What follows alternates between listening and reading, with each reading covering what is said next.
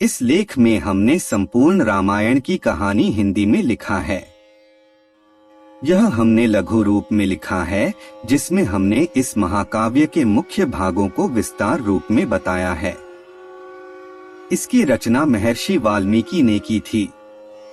वैसे तो रामायण कथा बहुत लंबी है, परंतु आज हम आपके सामने इस कहानी का एक संक्षिप्त रूपरेखा प्रस्तुत कर रहे हैं। रामायण की कहानी मुख्य रूप से बालकांड, अयोध्या कांड, अरण्य कांड, किष्किंधा कांड, सुंदरकांड, लंका कांड और उत्तरकांड में विभाजित है। रामायण के महाकाव्य में 24,000 छंद और 500 सर्ग हैं, जो कि 7 भागों में विभाजित हैं। रामायण श्री राम, लक्ष्मण, सीता की एक अद्भुत अमर कहानी है, जो हमें विचारधारा, भक्ति, कर्तव्य, रिश्ते, धर्म और कर्म को सही मायने में सिखाता है। आइए शुरू करते हैं रामायण की पूर्ण कथा हिंदी में संक्षिप्त रूप में। राम सीता जन्म कथा। प्राचीन काल की बात है। सरयू नदी के किनारे कोशला नामक राज्य था। कोशला राज्य की राजधानी अयोध्या थी, जिसके राजा का नाम दशरथ था। राजा दशरथ के 3 पत्नियां थी, जिनके नाम थे कौशल्या, कैकई और सुमित्रा।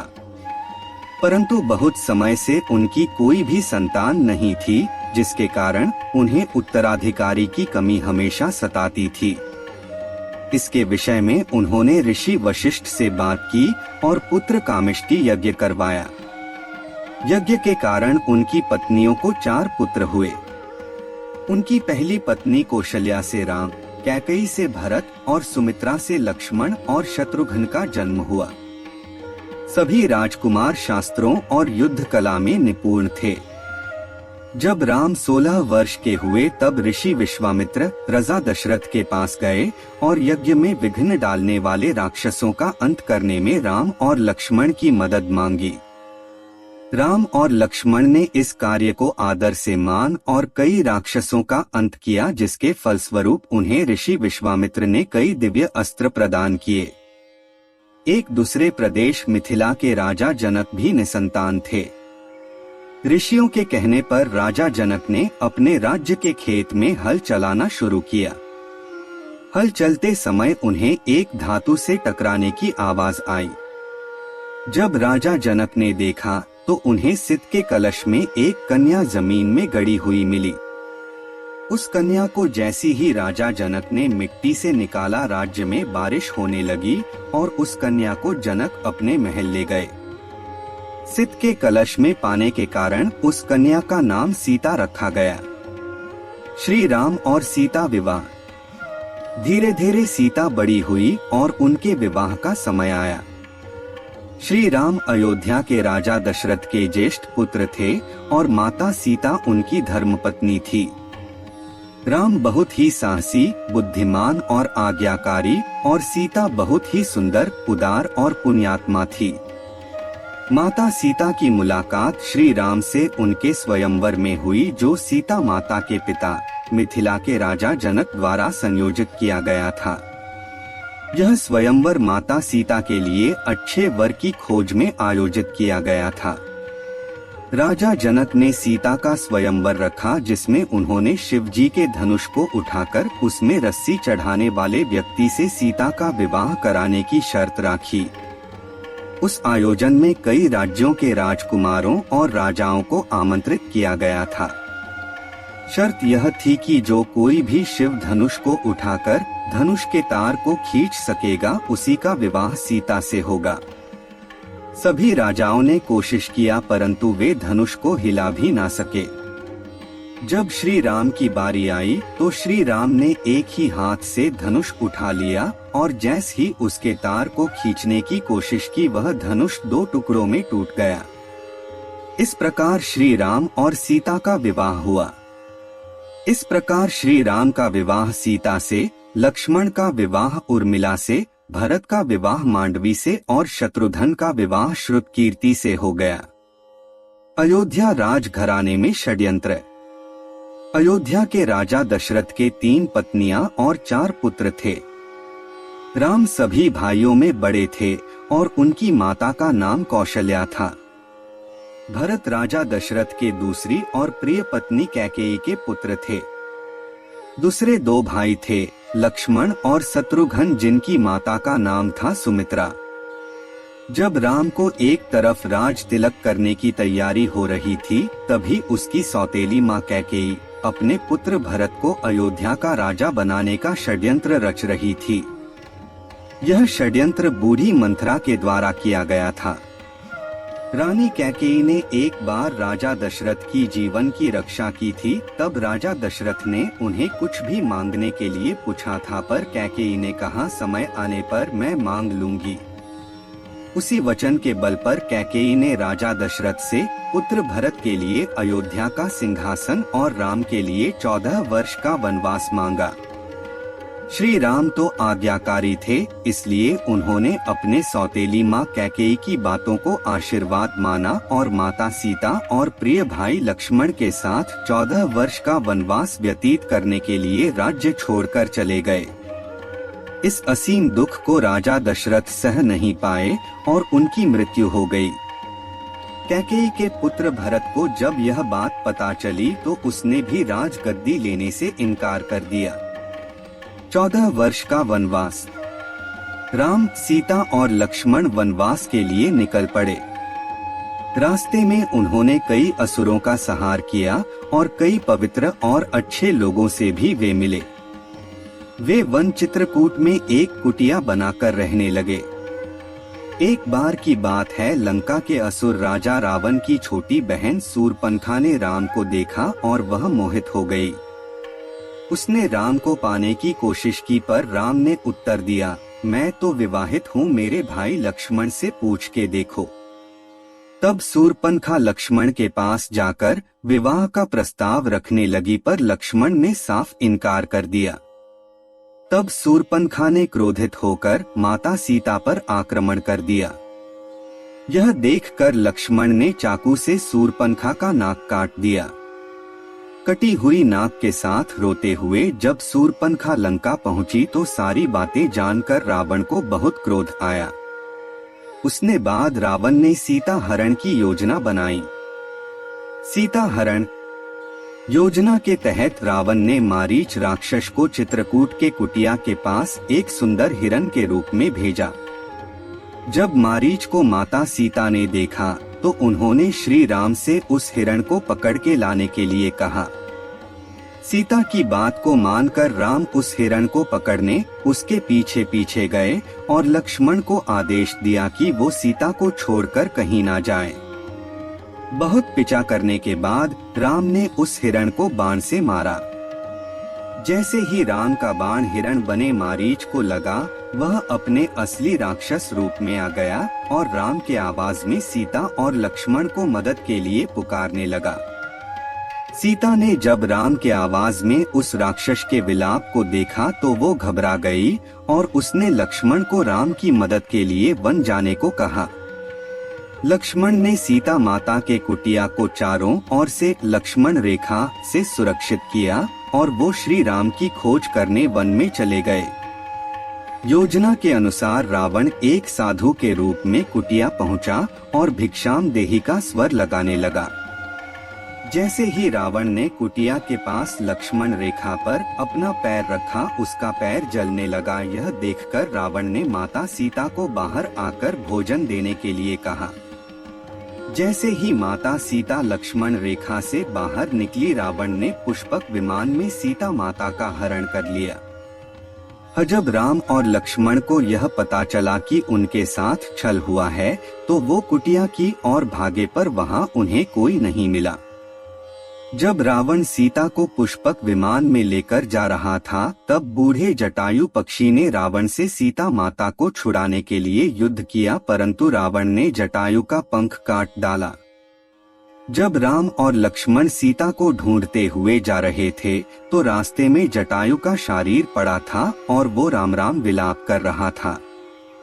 जब राम और लक्ष्मण ने उनसे सीता के विषय में पूछा तो जटायु ने उन्हें बताया कि रावण माता सीता को उठा ले गया है और यह बताते बताते उसकी मृत्यु हो गई। राम और हनुमान। हनुमान किष्किंधा के राजा सुग्रीव की वानर सेना के मंत्री थे। राम और हनुमान पहली बार ऋषिमुख पर्वत पर मिले, जहां सुग्रीव और उनके साथी रहते थे। सुग्रीव के भाई बाली ने उससे उसका राज्य भी छीन लिया और उसकी पत्नी को भी बंदी बनाकर रखा था। जब सुग्रीव राम से मिले, वे दोनों मित्र बन गए।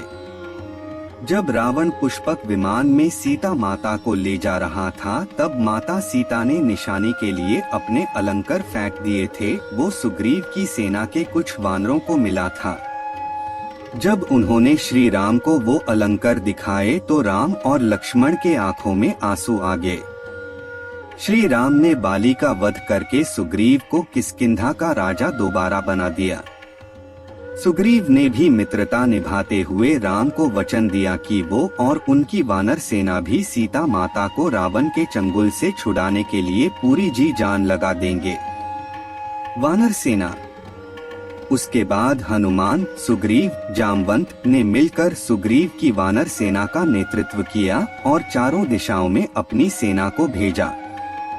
सभी दिशाओं में ढूंढने के बाद भी कुछ न मिलने पर ज्यादातर सेना वापस लौट आए। दक्षिण की तरफ हनुमान एक सेना लेकर गए, जिसका नेतृत्व अंगद कर रहे थे। जब वे दक्षिण के समुद्र तट पर पहुँचे तो वे भी उदास होकर विंध्य पर्वत पर इसके विषय में बात कर रहे थे। वही कोने में एक बड़ा पक्षी बैठा था, जिसका नाम था संपाति।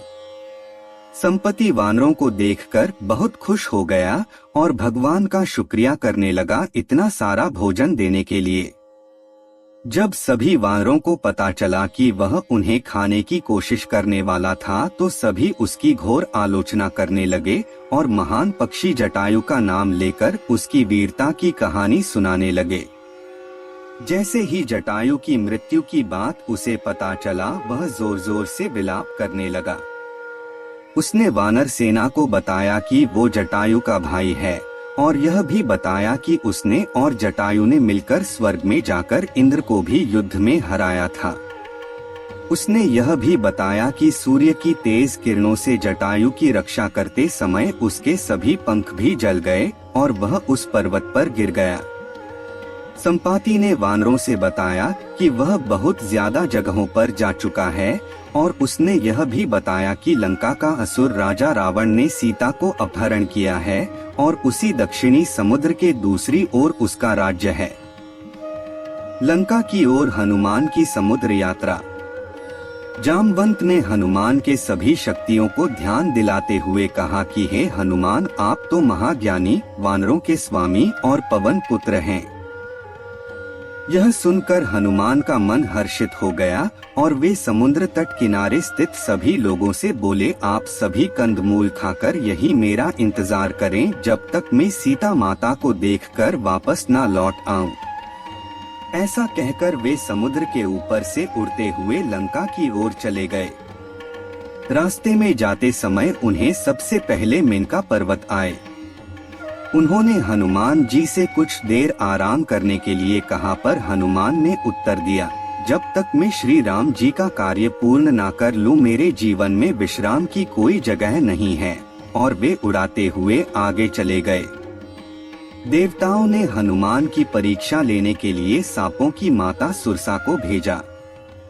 सुरसा ने हनुमान को खाने की कोशिश की, पर हनुमान को वो खा ना सकी।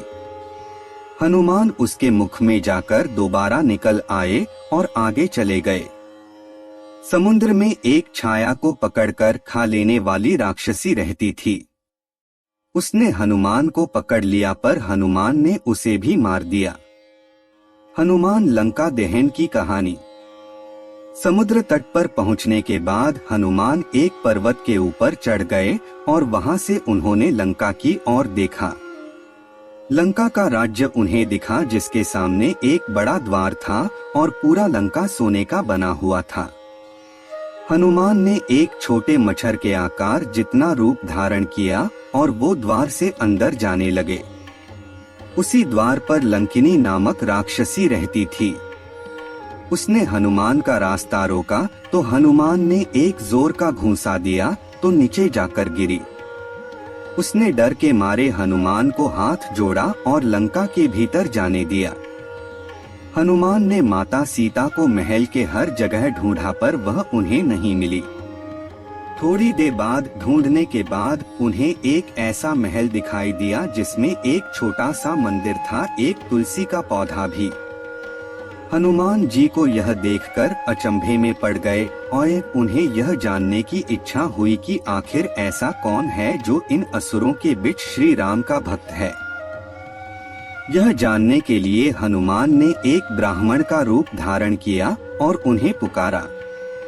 विभीषण अपने महल से बाहर निकले और जब उन्होंने हनुमान को देखा तो वो बोले, हे महापुरुष, आपको देखकर मेरे मन में अत्यंत सुख मिल रहा है।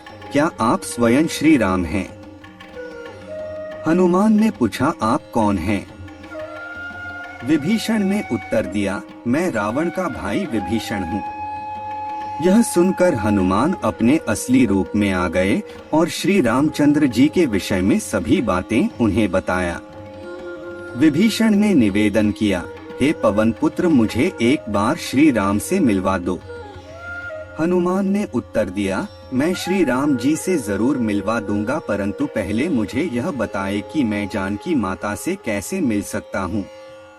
अशोक वाटिका में हनुमान सीता भेंट। विभीषण ने हनुमान को बताया कि रावण ने सीता माता को अशोक वाटिका में कैद करके रखा है। यह जानने के बाद हनुमान जी ने एक छोटा सा रूप धारण किया और वह अशोक वाटिका पहुँचे। वहां पहुंचने के बाद उन्होंने देखा कि रावण अपने दसियों के साथ उसी समय अशोक वाटिका में पहुंचा और सीता माता को अपने ओर देखने के लिए साम दाम दंड भेद का उपयोग किया, पर तब भी सीता जी ने एक बार भी उसकी ओर नहीं देखा। रावण ने सभी राक्षसियों को सीता को डराने के लिए कहा, पर त्रिजटा नामक एक राक्षसी ने माता सीता की बहुत मदद और देखभाल की और अन्य राक्षसियों को भी डराया, जिससे अन्य सभी राक्षसी भी सीता की देखभाल करने लगे। कुछ देर बाद हनुमान ने सीता जी के सामने श्री राम की अंगूठी डाल दी। श्री राम नाम से अंकित अंगूठी देखकर सीता माता के आंखों से खुशी के अंशु निकल पड़े, परंतु सीता माता को संदेह हुआ कि कहीं यह रावण की कोई चाल तो नहीं। तब सीता माता ने पुकारा कि कौन है जो यह अंगूठी लेकर आया है।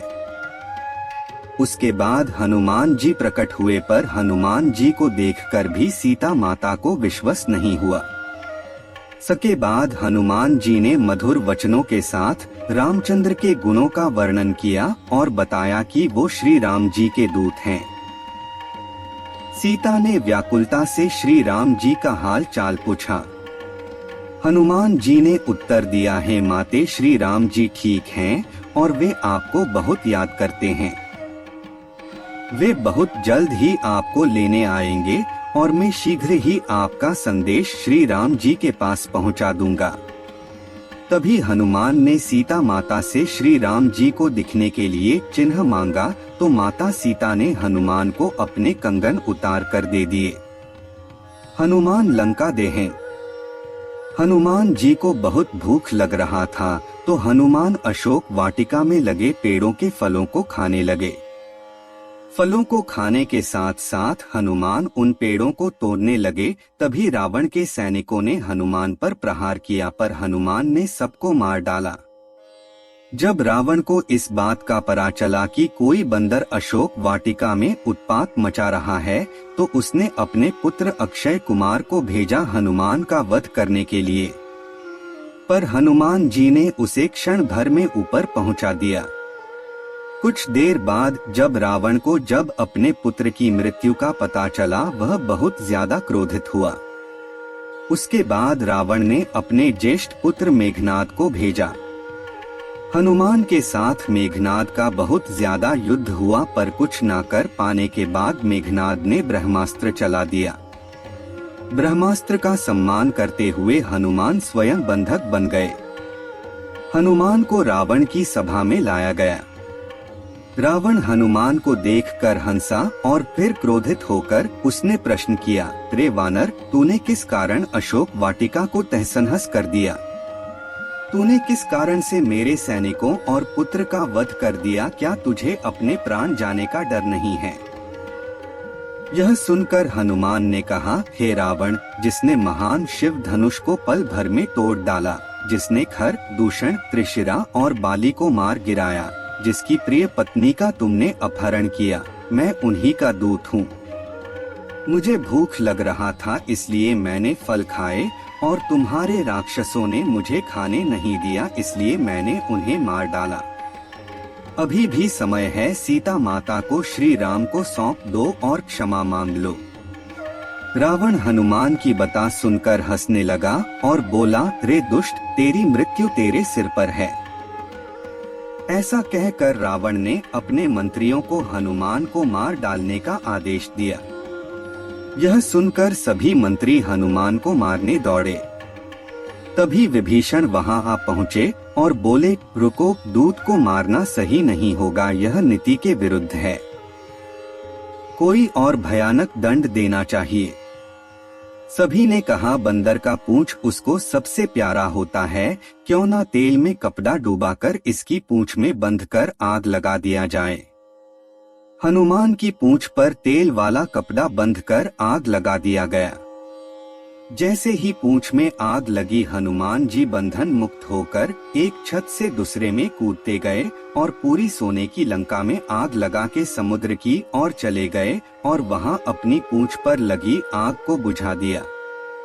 वहां से सीधे हनुमान जी श्री राम के पास लौटे और वहां उन्होंने श्री राम को सीता माता के विषय में बताया और उनके कंगन भी दिखाए। सीता माता के निशानी को देखकर श्री राम भावुक हो गए। प्रभु राम सेतु बंध। अब श्री राम और वानर सेना की चिंता का विषय था, कैसे पूरी सेना समुद्र के दूसरे ओर जा सकेंगे।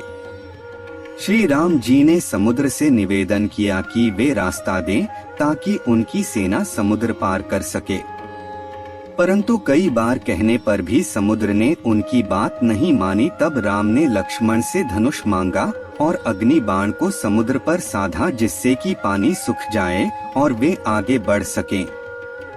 जैसे ही श्री राम ने ऐसा किया, समुद्र देव डरते हुए प्रकट हुए और श्री राम से माफी मांगी और कहा, हे नाथ, ऐसा ना करें, आपके इस बाण से मेरे में रहते वाले सभी मछलियां और जीवित प्राणी का अंत हो जाएगा।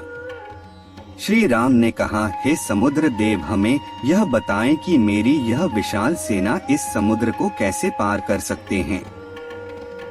समुद्र देव ने उत्तर दिया, हे रघुनंदन राम, आपकी सेना में 2 वानर हैं, नल और नील, उनके स्पर्श करके किसी भी बड़े से बड़े चीज को पानी में तैरा सकते हैं। यह कहकर समुद्र देव चले गए। उनकी सलाह के अनुसार नल और नील ने पत्थर पर श्री राम के नाम लिखकर समुद्र में फेंक के देखा तो पत्थर तैरने लगा। उसके बाद एक के बाद एक करके नल नील समुद्र में पत्थर को समुद्र में फेंकते रहे और समुद्र के अगले छोर तक पहुंच गए। लंका में श्री राम की वानर सेना। श्री राम ने अपनी सेना के साथ समुद्र किनारे डेरा डाला।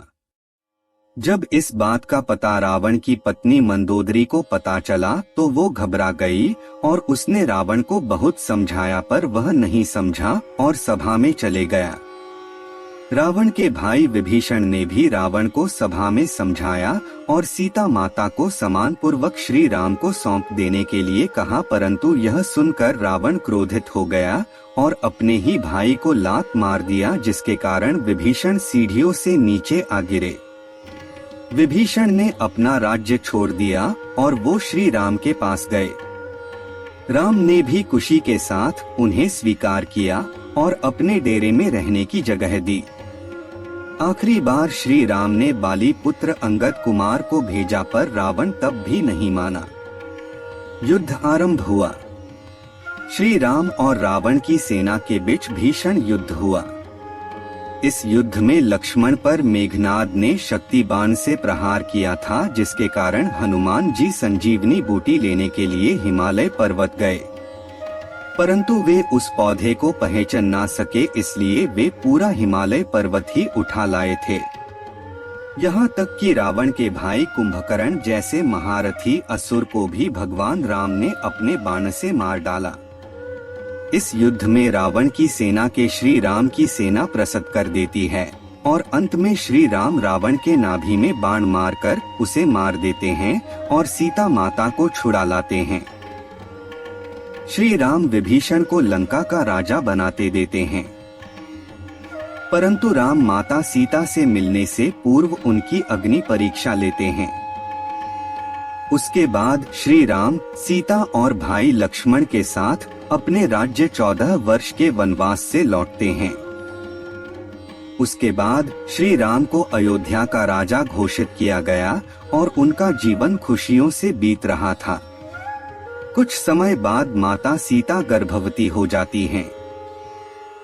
परंतु जब राम लोगों के मुख से अग्नि परीक्षा के विषय में सुनते हैं, वह माता सीता को अयोध्या छोड़कर चले जाने को कहते हैं। माता सीता को इस बात से बहुत दुख होता है। महर्षि वाल्मीकि उन्हें अपने आश्रम में आश्रय देते हैं। लवकुश का जन्म। वही माता सीता 2 पुत्रों को जन्म देती हैं, जिनका नाम लव और कुश दिया गया। लव और कुश ने महर्षि वाल्मीकि से पूर्ण रामायण का ज्ञान लिया। वे दोनों बालक पराक्रमी और ज्ञानी थे। अश्वमेध यज्ञ। श्री राम ने चक्रवर्ती सम्राट बनने और अपने पापों से मुक्त होने के लिए अश्वमेध यज्ञ किया। यह यज्ञ करने का सुझाव उनके छोटे भाई लक्ष्मण ने दिया था। इस यज्ञ में एक घोड़े को स्वच्छंद रूप से छोड़ा जाता था। वह घोड़ा जितना ज्यादा क्षेत्र तक जाता था, उसे राज्य में सम्मिलित कर दिया जाता था। इस यज्ञ को पत्नी के बिना नहीं हो सकता था, इसलिए श्री राम ने माता सीता का स्वर्ण मूर्ति भी बनवाया था। जब श्री राम का घोड़ा स्वच्छंद रूप से छोड़ा गया, तब वह भी एक राज्य से दूसरे राज्य में गया। जब वह घोड़ा महर्षि वाल्मीकि के आश्रम के पास पहुंचा, तो लवकुश ने उसकी सुंदरता देखकर उसे पकड़ लिया। जब राम को पता चला, तो उन्होंने अपनी सेना को भेजा, परंतु लवकुश से युद्ध में सब हार गए। जब राम वहां पहुंचे, तो उन्होंने उन बालकों से पूछा कि वह किसके पुत्र हैं। तब लवकुश ने माता सीता का नाम लिया। जब राम ने यह सुना, तो उन्होंने बताया कि वह उनके पिता हैं। यह सुनकर लवकुश भी बहुत खुश हुए और राम से गले मिल गए। उसके बाद वे माता सीता से आश्रम जाकर मिले। उसके बाद श्री राम माता सीता और लवकुश को लेकर अयोध्या लौट आए। आशा करते हैं आपको रामायण की यह कथा संक्षिप्त रूप में आपको अच्छा लगा होगा।